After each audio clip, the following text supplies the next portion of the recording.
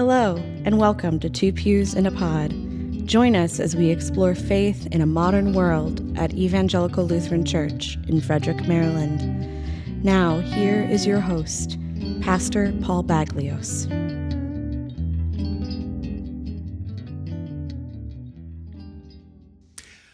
I'm Paul Baglios, and I'm happy to welcome all of you again who may be listening or watching to the podcast of Evangelical Lutheran Church, Two Pews in a Pod. And today I am joined by my staff colleague, Daniel Catalano, who is the Director of Music Ministries here at Evangelical Lutheran Church.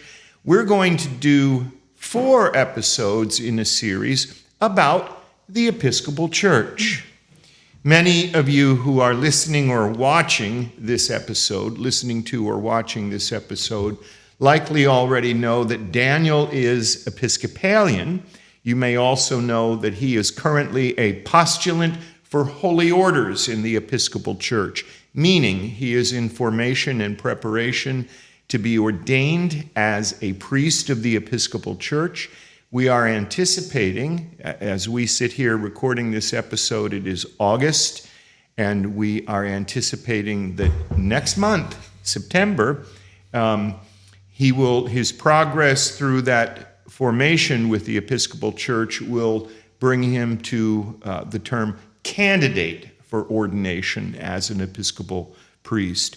He has been doing seminary coursework at the Church Divinity School of the Pacific. Church Divinity School of the Pacific. I had all the right words, but I always want to... It's the order that always throws me. Yeah, right. Pacific in there first. Right. The Church Divinity School of the Pacific. And given all of this, we thought it would be well worthwhile to talk about the Episcopal Church, especially because the Evangelical Lutheran Church in America and the Episcopal Church are full communion partners. Perhaps in a later episode, we'll talk more about what that means.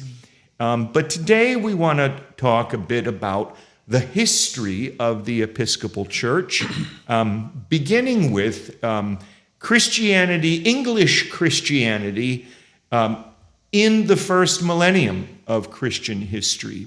And Daniel will do most of the talking. I'll try to I'll try to drop in some helpful questions or but why don't you take us through a bird's eye view of the history of Christianity in England and what became the Church of England and in the United States, the Episcopal Church. Well, First, I love being back. Because I remember the times that we had, so I'm glad to be back onto the podcast again.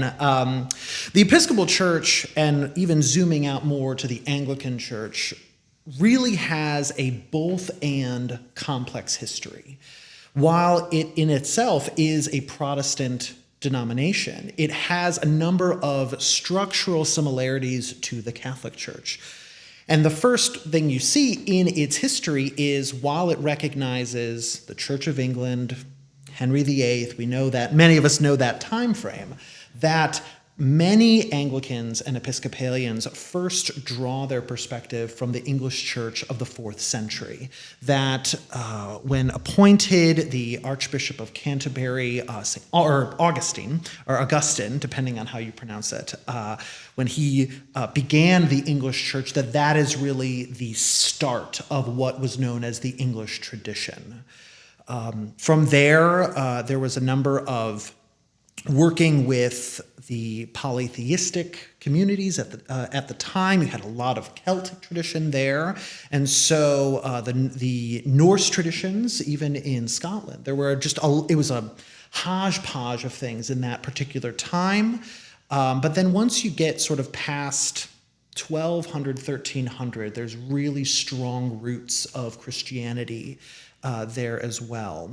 Let me interrupt you. Oh, please.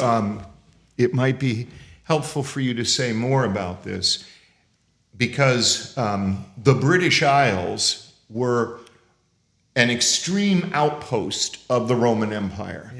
Yeah. And you're right, the populations and the cultures that were indigenous to the British Isles represented quite a bit of diversity. It was through the influence and the reach of the Roman Empire that Christianity came to the British Isles. Right. And a flourishing and rich tradition of Christianity developed in Britannia, Right. and particularly in England. Right. Did you want to say anything further about, you mentioned the founding figure of Bishop Augustine.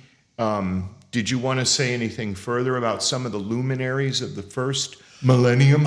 Only that I think if you dig deeper into Episcopal or particularly modern Anglican traditions, you'll see some of those sort of come through. I think of many churches which have built in labyrinths, which was something that did not come out of first century Palestine from the Christian tradition, that there were a number of traditions. Celtic Christianity really flourished in this part of the world and continues to. And so there are a number of individuals even today that would hearken back to that time if they were to make pilgrimages or what have you, that's still that sort of Celtic flair, one might say, is still very prominent, even though it originated in the 4th century.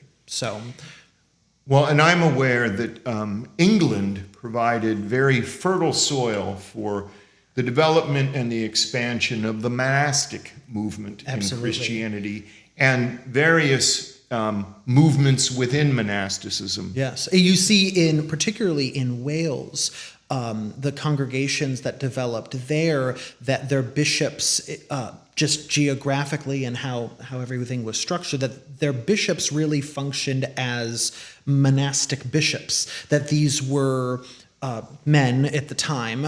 Sometimes there were a few women who served in various ministry posts, but that they adapted to their environment, that this was a mountainous terrain and the monastic movement was growing there. And so it didn't make sense to have sort of, as the rest of Western Christianity continued to develop, having that sort of throne-like figure for a bishop. They were like, okay, I will have my bag, I'll have my needs and my staff, and I will go make my visits. So it's just a microcosm of change that had happened in that early time. So. And then leaping forward, just a few. we come to the 16th century. Right, yeah. And there was a squabble, as I recall, yes, between the King of England and the Pope. Yes. Well, do I remember correctly? I think you do. Yes. No. Often I said this earlier. It's interesting how the sort of negative reputation seems to stick when they think, oh yeah, the Henry VIII, he's your guy. It's like, well, yes and no. So there was that squabble. It's curious, even Henry VIII, as we joke about, that he earlier with his Catholic upbringing, the reason why monarchs, I believe, even to today, defender of the faith or defender of all faiths, that was given by the Pope to Henry VIII. I believe it was your guy after Who's my guy? With your guy. No, when Martin Luther, I believe, when he had. It was a response to the 95 Theses. I'm trying to remember when exactly it had happened, because the English Reformation didn't happen until later, and I think there was a response within Catholic English populations that they weren't buying into it, and I think there was support from, at the time, Henry VIII. Well, it's a turbulent set of centuries that unfolded, and listeners and viewers may all be familiar with this, but to come back to that incident, Henry wanted a divorce, granted and approved by the Pope, and the Pope refused to do it because of Catholic ties to Henry's wife. Right. And in defiance of papal defiance, Henry VIII simply declared himself to be essentially the Pope of English Christianity. Right. There was a fusing of church and state into one person, which led to a lot of interesting shifts. It's curious, though, when this had happened, considering all the other reformations that had taken place, while much of England had shifted to a Protestant, an English Protestant form, the what's known as the chapel royal, or the chapel of the monarch, when dignitaries would come in, there's writing saying that it was very Catholic. That when you look at the other reformations in particular, sort of at a glance, that while this seems like a very volatile response, where I'm going to be the Pope or I'll be in charge of the Church of England, in general there was not a lot of real liturgical reform until much later. That all of that work had happened during Edward's time and so on, and that's when you get the development of the prayer book, and that's where a lot of it. But at the initial time, when the divorce happened, when the separation from Rome had occurred, the English Church was very papal. It was still very papal, perhaps not in name, but in practice. And so it's interesting to see that shift as well. Well, and I know that then the throne was able to seize a lot of assets. 100%. The monasteries. The monasteries had gone. All of the funds had gone basically to the crown. There were a number of priests who had Catholic priests who had to then essentially not only become Anglican, but also swear their allegiance. And even today, Anglican priests, part of their ordination is allegiance to the English crown. There's an interesting story to all this. So there's many of the crown. Well, the crown, or the person on whose head it sits. I was thinking more of the as clergy were shifting, they had many of their black cassocks that they would wear had 33 buttons to represent the 33 years of the life of Christ, and when this shifted, and we'll talk about this, there are 39 articles that were presented through the Church of England. And so that became the standard amount of buttons to represent we're not Catholic anymore, we are Anglican.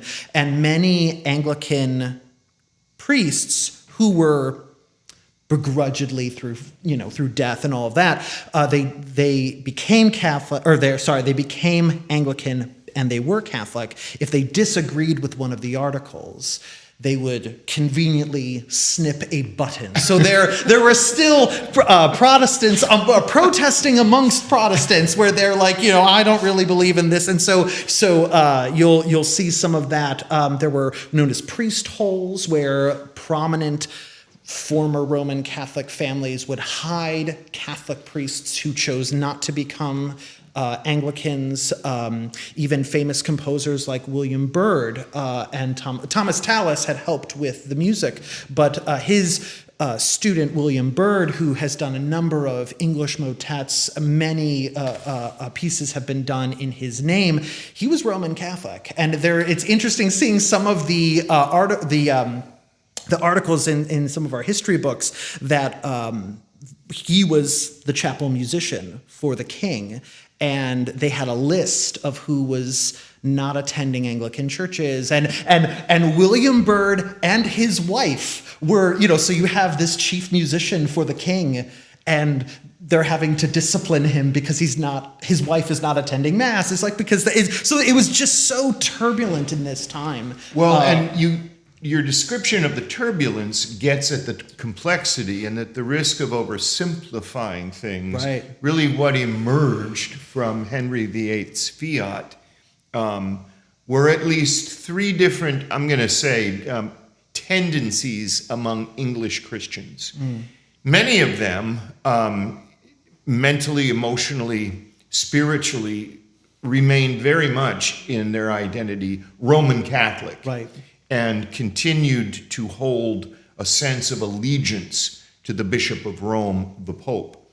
Others welcomed the break from Rome, and many of them in the following generations became the inspiration behind the reform movement within the Church of England. Right. But then there were many others as reform within the Church of England was happening, who became convinced it didn't go nearly far enough. Absolutely, yeah. And you'll see some of that in our episode with the Book of Common Prayer, that I think when they got a taste of Wesley, of Luther, of Calvin, that there was this response to be like, we aren't pushing the mark far enough. And part of what came out of that was the so-called Puritan movement. Reform-minded English Christians who thought history had delivered to them the opportunity to purify Christianity in England. Exactly. And as that failed, they tried to transport the experiment. Exactly. to the New World, as they called it.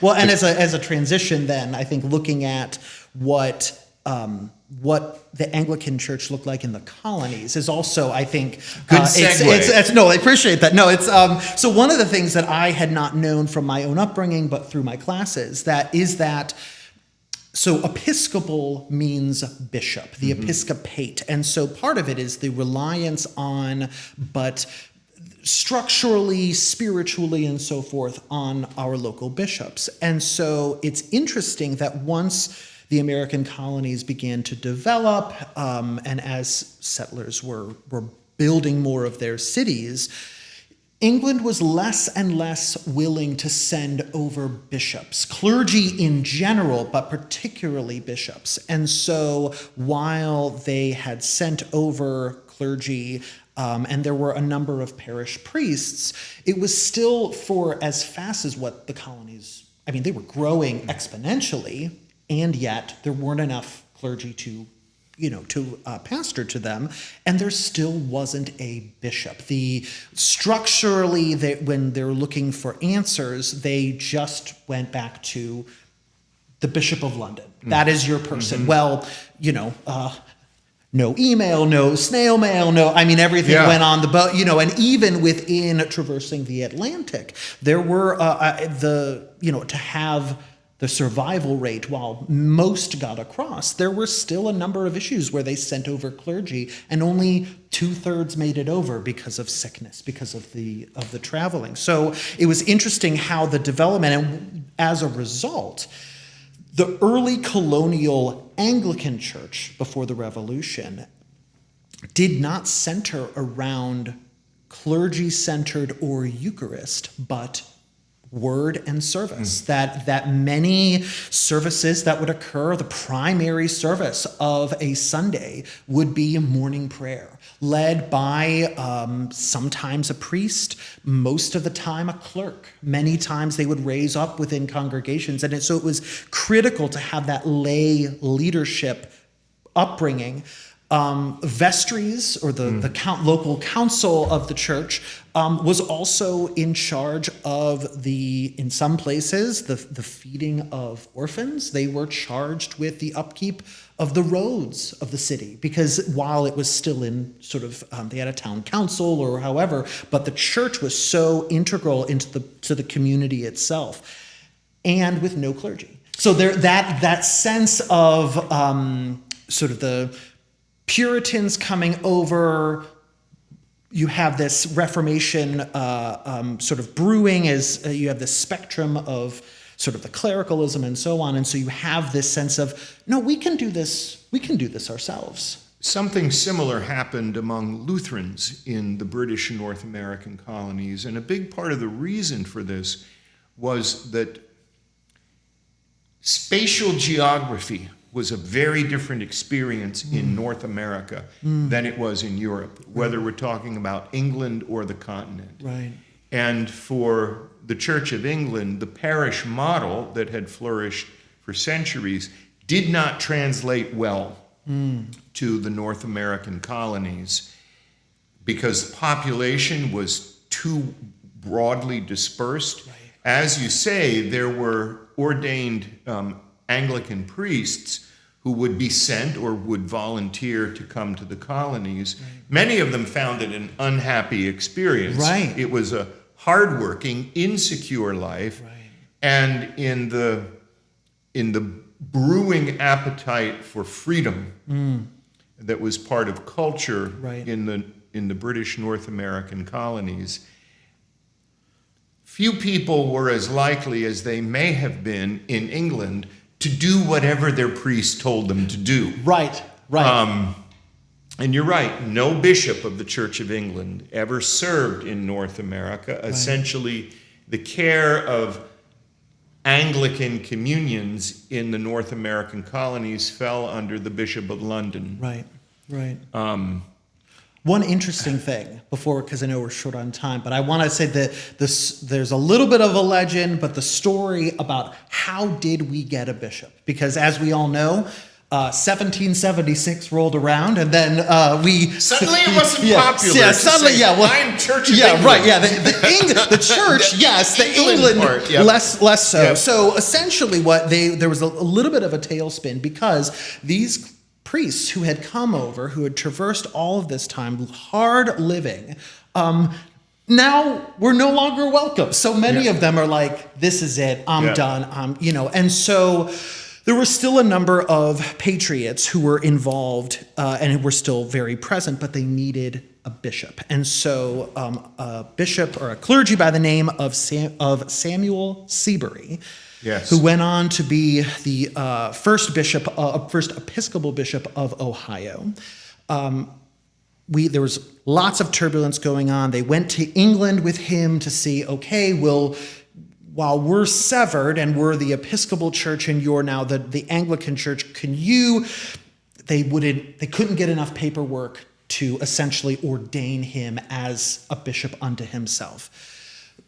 How basically the Anglican Church developed and the Episcopal Church has in the same way is you need 3 consenting bishops to make one. It's less of a sort of a chemistry set and more of the formality that you need. People can't just like, hey, I'm bishop now. You need that approval, but it is it's an easy formula to follow. It takes 3 to make one. So that's, but they needed someone. So thinking geographically, they made a lot of great allies in France from the American Revolution, but the French were Catholic. And so while they appreciated what was going on, it just didn't translate. And so they were looking around to see, is there any group of people who had English heritage who also were not terribly fond of, or perhaps there was some sort of animosity with England, and so they went north to Scotland, where there were 3 bishops.